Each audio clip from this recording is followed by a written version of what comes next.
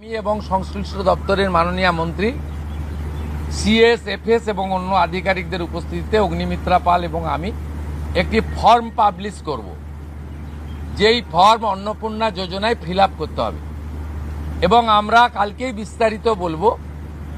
কারণ এনরোলমেন্ট যখন যত তাড়াতাড়ি করবেন তত বেনিফিট আমরা দিতে পারবো। আমাদের অন্নপূর্ণা যোজনার প্রক্রিয়াটা শুরু হয়ে যাবে কাল থেকে।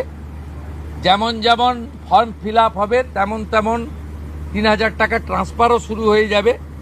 আর যতক্ষণ না ৩,০০০ টাকা ট্রান্সফার হচ্ছে, স্বাস্থ্যসাথী যেমন কন্টিনিউ রাখা হয়েছে আয়ুষ্মান ভারত কনভার্ট না হওয়া পর্যন্ত, এখানে আপনার লক্ষ্মী ভাণ্ডারকেও কন্টিনিউ করা হবে।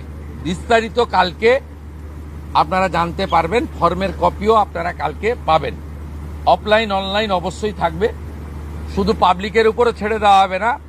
বিধায়করা নিজ উদ্যোগে ফর্ম ফিল আপ করাবেন এবং সরকারও বিডিওদের নেতৃত্বে প্রত্যেক বাড়িতে বাড়িতে ফর্ম ফিল আপের জন্য সহযোগিতা করার জন্য লোক পাবেন। এবং মাথায় রাখতে হবে, ভারতীয়রাই কেবলমাত্র এই সুযোগ পাবেন, অভারতীয়রাই সুযোগ পাবেন না। ভারতবর্ষের সরকারের টাকা বাংলাদেশ থেকে আসা অবৈধ অনুপ্রবেশকারীদের দেওয়ার জন্য নয়, এটা খুব ক্রিস্টাল ক্লিয়ার।